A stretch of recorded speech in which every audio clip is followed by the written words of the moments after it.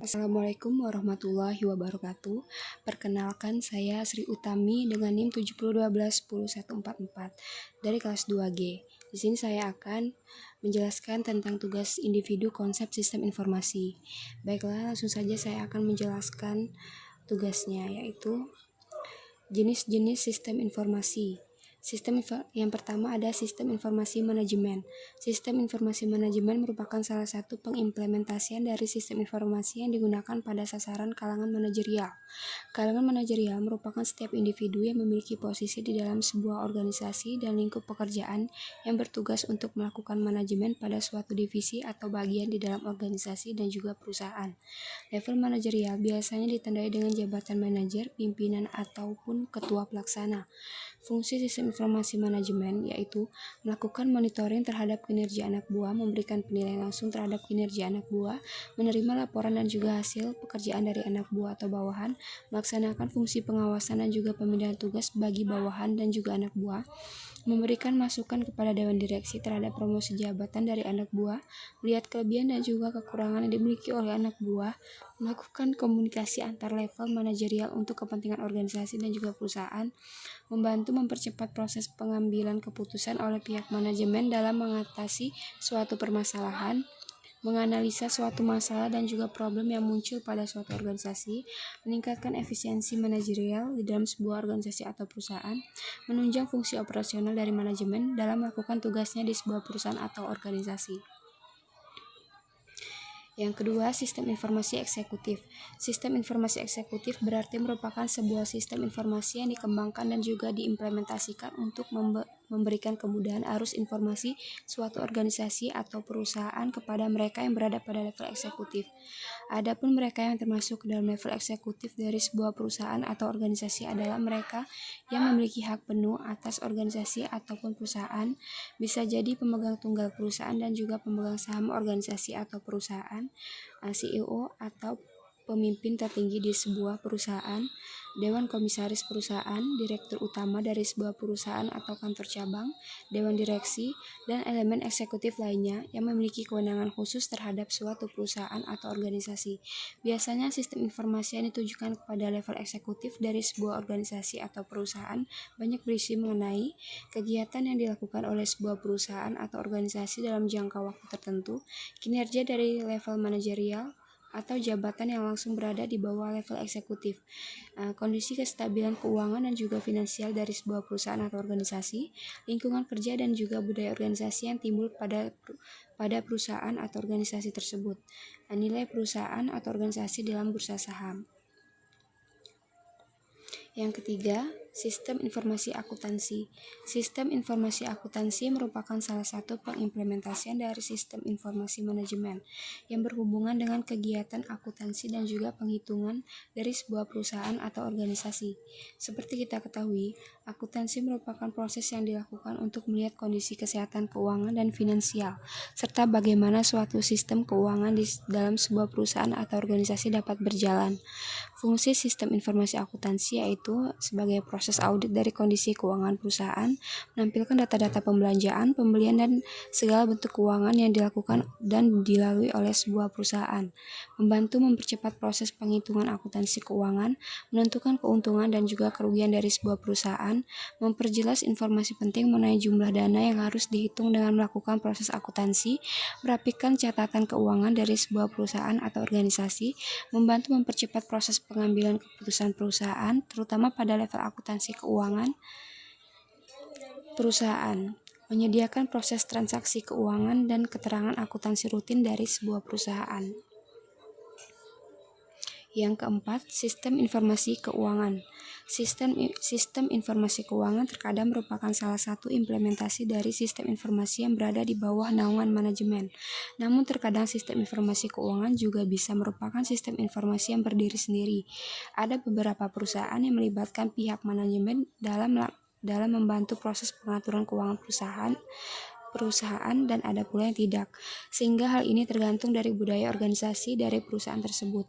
Namun demikian, sistem informasi keuangan sendiri merupakan suatu implementasi dari sebuah sistem informasi yang berisi segala data transaksi keuangan dari sebuah perusahaan, yang nantinya bisa terintegrasi pula dengan sistem informasi akuntansi. Fungsi sistem informasi keuangan yaitu sebagai sistem informasi keuangan membantu mencatat segala bentuk transaksi yang dilakukan oleh suatu perusahaan atau organisasi dalam jangka waktu tertentu, misalnya pada periode 1 tahun. Sistem informasi keuangan dapat diintegrasikan dengan sistem informasi akuntansi untuk membantu mempermudah para akuntan dalam melakukan penghitungan mengenai neraca keuangan suatu perusahaan. Dengan adanya sistem informasi keuangan, para pegawai yang berada pada bagian keuangan bisa melakukan cross-check mengenai transaksi jual beli yang sudah pernah dilakukan oleh perusahaan tersebut, membantu mempermudah pekerjaan auditor dalam menganalisa keuangan suatu perusahaan, mempercepat proses pencatatan dan juga pemanggilan kembali informasi mengenai transaksi jual beli yang sudah pernah dilakukan, membantu perhitungan pajak dari suatu perusahaan, melakukan monitoring terhadap karyawan yang sering melakukan pinjaman, memonitoring mengenai potongan gaji dan juga pemberian bonus dan tunjangan karyawan, dapat terintegrasi dengan sistem informasi sumber daya manusia, terutama dalam hal payroll yang menyangkut pemberian gaji dan juga tunjangan karyawan. Yang kelima yaitu sistem informasi manufaktur. Bagi perusahaan yang bergerak di bidang manufaktur dan juga produksi, terutama produksi barang, maka sistem informasi manufaktur merupakan salah satu jenis sistem informasi yang wajib dimiliki. Sistem informasi manufaktur kebanyakan digunakan dan juga diimplementasikan pada bagian produksi suatu perusahaan yang bergerak di bidang produksi. Fungsi sistem informasi manufaktur yaitu mencatat total produksi yang dihasilkan oleh sebuah perusahaan, mencatat barang-barang produksi yang tidak lolos dari quality control, mencatat hasil produk yang berhasil dilempar ke pasaran, mencatat produk yang berhasil diekspor ke mancanegara, mencatat biaya produksi yang harus dikeluarkan oleh setiap sesi produksi, melakukan analisa terhadap kebutuhan bahan pokok dan sumber daya manusia yang di dalam proses produksi, memberikan informasi mengenai kegiatan proses produksi yang sedang berlangsung, membantu bagian produksi untuk menganalisa produk-produk apa saja yang harus dikembangkan, dihentikan, ataupun diperbanyak produksinya. Membantu analisa kelebihan dan kekurangan dari sebuah produk hasil produksi perusahaan tersebut. Memberikan informasi kepada bagian R&D atau Research and Development dalam membantu mengembangkan produk baru yang harus diproduksi. Yang keenam, sistem informasi sumber daya manusia. Biasanya sistem informasi ini berhubungan dengan bagian personalia atau HR dari suatu perusahaan dan juga organisasi. Sistem informasi SDM ini memiliki banyak sekali data dan juga informasi mengenai data diri dari karyawan yang dimiliki oleh perusahaan, total gaji pokok, tunjangan, bonus, dan informasi keuangan lainnya yang dimiliki oleh karyawan, jabatan dan masa kerja dari karyawan.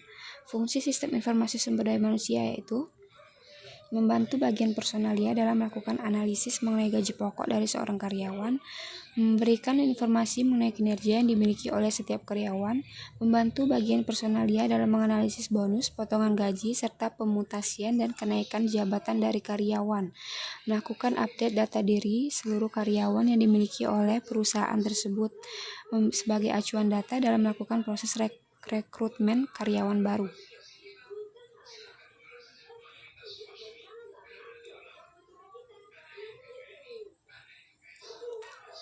Yang ketujuh, sistem informasi pemasaran. Jenis sistem informasi ini sangat penting terutama bagi bagian pemasaran suatu perusahaan. Sistem informasi pemasaran akan membantu mencatat dan juga memberikan informasi penting mengenai penjualan yang telah dilakukan oleh sebuah perusahaan yang meliputi jumlah produk yang sudah terjual, produk yang laris dan banyak dipesan, produk yang jarang diminati oleh pasar, metode pemasaran yang tepat untuk menjual dan memasarkan suatu produk, respon pasar terhadap produk yang diluncurkan.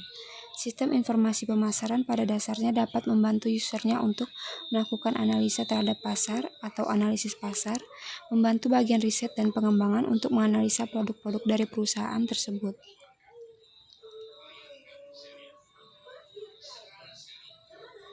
Selanjutnya ada komponen-komponen sistem informasi.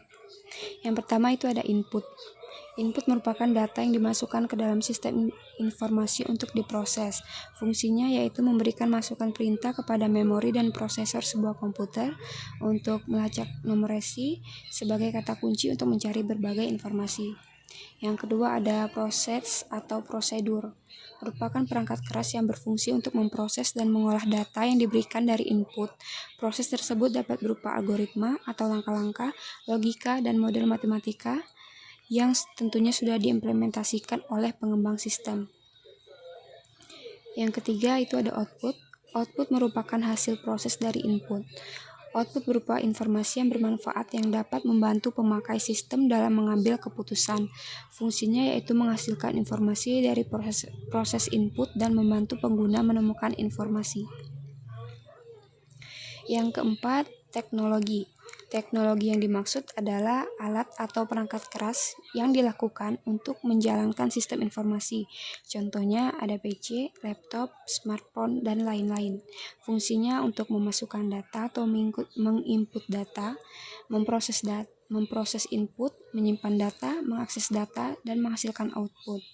Yang kelima ada basis data. Basis data atau database adalah kumpulan data yang saling berkaitan yang disimpan di dalam suatu sistem. Input akan diproses dan dicocokkan dengan data yang ada di dalam basis data. Jika terjadi kecocokan, maka sistem akan mengeluarkan output yang sesuai dari basis data tersebut. Fungsinya yaitu mempermudah proses penyimpanan, akses pembaruan, dan menghapus data. Bisa juga untuk mengelompokkan data dan informasi. Yang keenam ada kontrol atau pengendalian. Kontrol pengendalian dilakukan untuk memelihara sistem dan mengamankannya jika terjadi gangguan. Gangguan tersebut bisa berupa bencana, human error, serangan hacker, dan lain-lain. Fungsinya untuk mengamankan sebuah informasi, audit sistem informasi, dan mencegah kejahatan dan penyalahgunaan komputer. Demikian dari saya. Apabila ada kekurangan, saya mohon maaf. Billahi taufik wal hidayah. Wassalamualaikum warahmatullahi wabarakatuh.